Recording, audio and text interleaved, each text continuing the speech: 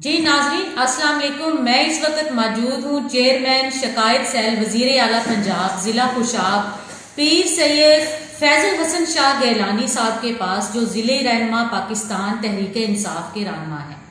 जी नाजरीन, आज हम उनका इंटरव्यू करने आए हैं। बारिश बहुत शदीद थी और मौसम बहुत ख़राब था। पीर साहब कहीं पर जा रहे थे और हमने उनसे बहुत मुश्किल से टाइम लिया है कि आप हमें इंटरव्यू दें अपना। आने वाले जो हालात हैं और जो मुल्क में हालात चल रहे हैं उनके बारे में हम उनसे जानते हैं। जी अस्सलाम वालेकुम पीर साहब। वालेकुम सलाम जी। कैसे हैं आप? बिल्कुल खैरियत, ठीक ठाक। जी सर, आप हमें ये बताएं कि आपने जो तरक्याती काम करवाए हैं अपने इलाके में, अपनी हुकूमत में, उनके बारे में आप क्या बताएंगे आवाम को? सबसे पहले मैं आपका शुक्रगुजार हूँ जैन न्यूज़ चैनल का कि आपने मुझे मौका दिया अपनी बात करने का। जहाँ तक तरक्याती कामों के हवाले से है तो इंशाअल्लाह हम इंतहाई मुतमिन हैं कि हमने तहसील कैदाबाद में पीटीआई की गवर्नमेंट और ख़ासकर मलिक उमर असलम खान अवान में, और यहाँ पे मैं ये बात ज़रूर ऐड करना चाहूँगा कि मलिक साहब से बहुत पुराना सफ़र है और हमारा सफ़र अक्सर अपोजिशन में हम इकट्ठे रहे हैं, तो वो सफ़र और भी कठिन होता है और बंदा एक दूसरे को ज़्यादा समझने की पोजीशन में होता है।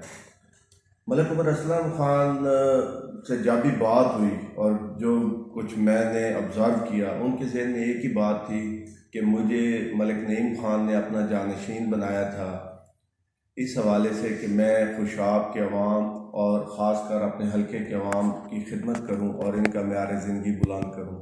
और मैंने इन सालों में मेरा उनसे बहुत बहुत देर का तल्लक है और इन तमाम अरसे मैंने एक ही चीज़ देखी कि पावर में आने का उनका एक ही मकसद था कि वो अधूरे ख्वाब जो मलिक नईम ख़ान अपने खुशाब के अवाम के लिए, अपने हलके के अवाम के बारे में सोचते थे, मैं उनको पूरा करवा सकूं।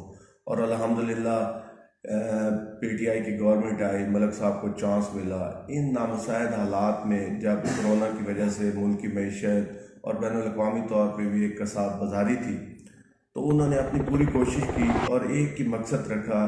जब भी प्राइम मिनिस्टर साहब से मुलाकात हुई, सीएम से हुई, जिस भी फोरम से हुई, कि मैं अपने हलके में ज़्यादा से ज़्यादा तरक्याती काम करवाऊँ और मलिक नईम ख़ान का जानशीन साबित होने की कोशिश करूं। और अल्हम्दुलिल्लाह उनकी ज़ाती कोशिशों की वजह से यहाँ पे लिफ्ट इरिगेशन का काम, जो कि इस इलाके के लिए एक टर्निंग पॉइंट है और काफ़ी अरसे से वो इल्तिवा का शिकार था। मलिक नईम ख़ान की ये ख्वाहिश थी कि खुशाब के लोगों का मेयार ज़िंदगी तब भी बुलंद हो सकता है कि उनके सोर्स ऑफ इनकम हो, तो उन्होंने इसके लिए दिन रात एक किया और लिफ्ट इरिगेशन स्कीम पे काम दोबारा शुरू कराया। और बहुत सा हमारा इलाका जिसमें गुंजाल शिमाली, बनियाल शिमाली वो इरिगेट हो रहे हैं, इस हवाले से सैराब हो रहे हैं वो रकबे, और इंशाल्लाह बाकी काम भी प्रायोरिटी में है कि उसको मुकम्मल करवाया जाए। उसके बाद तहसील कैदाबाद में ट्रामा सेंटर, क्योंकि वो मलिक उमर साहब का एक बड़ा क्लियर कंसेप्ट था कि ट्रामा सेंटर जो कि बुनियादी जदीद तरीन सहूलियात से आरास्ता हो, ताकि लोगों को एमरजेंसी की सूरत में या अपने इलाज के लिए सरगोदा और लाहौर ना जाना पड़े। अल्हम्दुलिल्लाह वो ट्रामा सेंटर अपने तकमील के आखिरी मरहल में है। और तीसरा कैदाबाद से वर्चा रोड, ये हमारा एक इंडस्ट्रियल जोन कह सकते हैं। और कैदाबाद में मुआशी जो एक्टिविटीज़ हैं वो बहुत ज़्यादा हैं। बाहर से बहुत से लोग आके यहाँ पे अपना रोज़गार कमा रहे हैं। यहाँ पे साल्ट, जिप्सम और राइस की वजह से इसमें बहुत ज़्यादा कारोबारी मौक़े हैं। मुआशी तौर पे यहाँ पे मुआशी ग्रोथ बहुत ज़्यादा हो रही है। तो बाई चांस यही रोड था जहाँ पे ज़्यादा नमक की फैक्ट्री हैं और इसी पे मज़ीद इंडस्ट्री लग सकती है। और मोहाड़ के इलाका जहाँ जिसमें गोले वाली, वर्चा, चोआ, आमसरा, मोहड़ियाँ वाली, ये सारा इलाका था और काफ़ी अरसे से ये सड़क टूट फूट का शिकार थी और लोग मुश्किलात का शिकार हो रहे थे।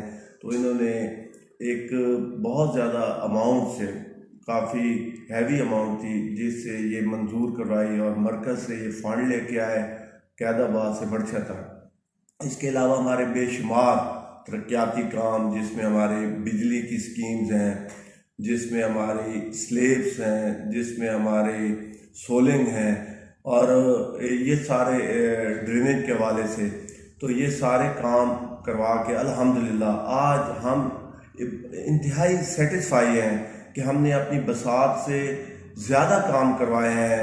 वो उस मुल्की सूरत हाल में जहाँ पे आपका ख़जाना खाली था, अपनी ज़ाती एफर्ट से ये काम करवाए हैं। और इसमें एक उनका एक ही माटो था कि मलिक नईम खान के वो ख्वाब अधूरे ख्वाब, उन तमाम ख्वाबों को हम मुकम्मल तो नहीं करवा सके, लेकिन हमने अपनी पूरी कोशिश की है, हमारे MNA साहब ने पूरी कोशिश की है कि जहाँ तक मुमकिन हो सके उनको हम पूरा करवाएं और इसमें वो कामयाब रहे।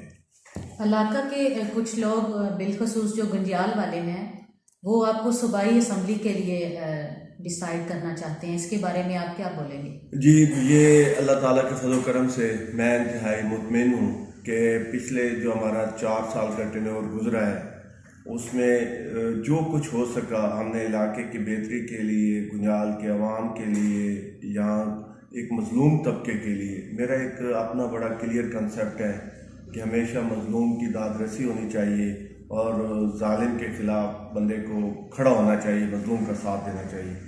तो इसमें एक हम मिडिल क्लास के लोग हैं और हम ही एक दूसरे की मुतवासत तबके की मजबूरियाँ, उनकी परेशानियाँ समझ सकते हैं कि हम सब इन्हीं हालात से गुजरते हैं। आप हों, जैन साहब हों, मैं हूँ, बाकी हमारे दोस्त हैं। तो इसमें लोगों की एक शदीद ख्वाहिश है कि जिस हवाले से मैं उनके दरमियान में रहा हूँ और जो कुछ मुझसे हो सका है, तो उनकी शदीद ख्वाहिश है कि मैं एज ए सूबाई मेंबर सूबाई असम्बली इलेक्शन कंटेस्ट करूँ और उनके लिए और ज़्यादा बेहतरी का काम कर सकूँ। तो ये शदीद ख्वाहिश पाई जाती है और इस सिलसिले में हमारी मीटिंग्स हो रही हैं लोगों की ख्वाहिशात पे। तो इंशाल्लाह जब, और मेरे जहन में भी ये बात ज़रूर आती है कि जब लोग इतना एतमाद कर रहे हैं और अगर उनकी ख्वाहिश हुई तो मैं इलेक्शन लड़ूँगा। एक माहिदा हुआ था बंदियाल और गंजियाल के दरमियान में, क्या वो अभी तक कायम है या इसके बारे में आप क्या बताएंगे? मैंने वैसे कई ऐसी बातें सुनी हैं कि कोई मुआहदे हुए हैं या नहीं हुए, लेकिन मेरे ना कोई सामने कोई एज ए रिटर्न ऐसा मुआहदा है ना कोई और मैंने देखा है कहीं। तो इस मुआहदे के बारे में मुझे ज़्यादा पता नहीं है। MNA भी बंदियाल से और सूबाई असम्बली भी बंदियाल से, अवाम को और लोगों को ये बात कुछ हजम नहीं हो रही, इसके बारे में आप क्या कहेंगे? यकीनन हमारे लोग इन चीज़ों को नापसंद करते हैं कि एक मौरूसियत सियासत को, लेकिन इसमें मेरा एक अपना नुक्ता नज़र है। मेरा नुक्ता नज़र है कि आपको कैंडिडेट और उसकी परफॉर्मेंस को डिस्कस करना चाहिए। मैं ज़ाती तौर पे लिसानी मजहबी इस किस्म की पॉलिटिक्स के ख़िलाफ़ हूँ। आपकी सियासत का म्यार आपकी परफॉर्मेंस पे होना चाहिए और आप स्टैंड करें अपनी कारकर्दगी की बुनियाद पे। तो ये लोगों के पास आपने जाना होता है, वो देखते हैं कि जो हमारी अच्छी नुमाइंदगी कर सकता है तो वो उसको अपना हक़ देते हैं। तो इस हवाले से ये बात आपकी ठीक है कि लोगों की मेजॉरिटी इन चीज़ों को पसंद नहीं करती, लेकिन मेरी ज़ाती हैसियत से मैं सियासत पे जो मेरा यकीन है वो अवामी खिदमत पे है और मैं समझता हूँ कि जो बेहतर अपनी परफॉर्मेंस दिखाए उसका हक़ है कि वो इलेक्शन लड़े और उसका अगर यही जज्बा है कि मैंने अवाम की खिदमत करनी है तो ज़रूर कंटेस्ट करना चाहिए। और अगर उसके ज़हन में ये है कि मैंने पावर गेन करके उस पावर को अपने डेरे की नमूदो नमाश के लिए या अपने एक लोगों में खौफ पैदा करने के लिए थाने कचहरी का और लोगों को अपने नीचे लगाने के लिए वो पावर गेन करनी है, तो मैं भी इस किस्म की सियासत के ख़िलाफ़ हूँ। बाकी अपनी कारकर्दगी की बुनियाद पे ज़रूर सियासत करनी चाहिए। जी नाज़रीन, कुछ लोग अपना पेट भरने के लिए सियासत करते हैं और अपने घर को भरने के लिए। पीर फैजुल हसन गिलानी वो हमारी शख्सियत हैं इलाके की जो ना सिर्फ आवाम के मसाइल को बगैर किसी ओहदे के रोज़ हल करते हैं और अपनी मोहब्बतों से नवाजते हैं और तमाम मसाइल को न हल करते हैं बल्कि उनकी लोगों की भरपूर हमायत भी करते हैं। अभी तक वो कोई MNA MPA या इस तरह का उन्हें कोई सूबाई ओहदा नहीं मिला, फिर भी वो तमाम मसाइल हल कर रहे हैं। आने वाले वक्त में अल्लाह ताला को जो मंजूर होगा उन्हें ओहदा मिलेगा। मुझे यकीन है कि वो अपने इसी तरह से अवाम के मसाइल को हल करते रहेंगे। जी पीर साहब, मेरा आपसे एक ज़ाती सवाल है। मैं आपसे ये पूछना चाहती हूँ, आप तहरीक इंसाफ के लिए जो है लड़ रहे हैं, तो आपको पार्टी जो है तहरीक इंसाफ की आइंदा मुस्तकबिल में टिकट देगी? मारिया बीबी, आपके जो सवाल होते हैं बड़े सख्त होते हैं। मेरा तहरीक इंसाफ से बहुत पुराना तल्लक है और तहरीक इंसाफ में जाने की वजह आइडियालॉजी थी खान साहब की, और जो मेरिट की है, जो गरीब आवाम का मेयार ज़िंदगी बुलंद करने की है, तो वो आइडियालॉजी हमें PTI में लेके गई। 2011 से मेरा PTI में से तल्लक है और PTI के तकरीबन हर अहम ओहदे पे मैं रहा हूँ। 2018 के इलेक्शन में मैं डिस्ट्रिक्ट प्रेसिडेंट था और अल्लाह ताला के फजल करम से हमारी पूरी पार्टी, हमारे वर्करों की मेहनत से हमने यहाँ से अच्छा रिजल्ट दिया। यकीनन मेरी सोच वही सोच है जो इमरान खान की है, और बदकिस्मती से जब तक खान साहब अपने नज़रियाती वर्करों को, अपनी आइडियालॉजी को फॉलो करने वालों को आगे लेके नहीं आएंगे, तो हम ज़्यादा बेहतर अंदाज से परफॉर्म नहीं कर सकेंगे, हमारी पार्टी नहीं कर सकेगी। खान साहब ख़ुद भी इतराफ़ कर चुके हैं कि मैं ब्लैकमेलिंग का शिकार होता रहा हूँ। मुझे कभी उम्मीद है, और जैसे हमारे इलाके के हालात, हमारे लोगों की ख्वाहिश है, इन ख्वाहिशात को मद्देनज़र रखते हुए खान साहब मुझे टिकट देंगे। मेरा माजी भी पार्टी के सामने है और मेरी आइडियालॉजी, मेरी सोच बिल्कुल खान साहब की आइडियालॉजी की वजह से ही मैं PTI में आया हूँ। तो मुझे इंशाल्लाह अल्लाह ताला की ज़ात पे उम्मीद है और पार्टी मुझे कंसिडर करेगी और मुझे इस काम के लिए ज़रूर कंसिडर भी करेगी और मेहरबानी करेगी, मुझे टिकट मिलेगा। जी नाज़रीन, आए रोज़ इंसान एक ही चीज़ को देखे और एक ही चीज़ को इस्तेमाल करे तो उसका दिल भी भर जाता है। हर हमारी आवाम या हम हैं या कोई भी है, वो एक चेंज चाहता है कि हमें एक शख्सियत चेंज मिले, हमें अपने इलाके में एक अलहदा से हर चेंजिंग मिले, एक चेंज इंसान मिले जो हमारे इलाके में काम कर सके और हमारे लोगों की जो है हमायत कर सके, उनकी परेशानियों का हल कर सके।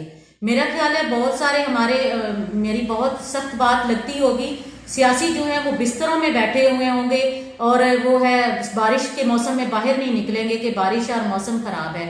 और इस बात का सबूत है कि पीर साहब अपने दफ्तर में मौजूद हैं और आवाम उनके पास आ रही है, जो भी कोई मसाइल का शिकार है, परेशानी है, और पीर साहब बगैर मौसम की जो है बगैर तवज्जो किए, बगैर सर्दी का सामना करते हुए वो अपने दफ्तर में मौजूद हैं और आवाम लोगों की भरपूर हमायत भी करते हैं। अभी तक वो कोई MNA MPA या इस तरह का उन्हें कोई सूबाई ओहदा नहीं मिला, फिर भी वो तमाम मसाइल हल कर रहे हैं। आने वाले वक्त में अल्लाह ताला को जो मंजूर होगा उन्हें ओहदा मिलेगा। मुझे यकीन है कि वो अपने इसी तरह से अवाम के मसाइल को हल करते रहेंगे। मारिया ज़ैलदार, ज़ैन न्यूज़।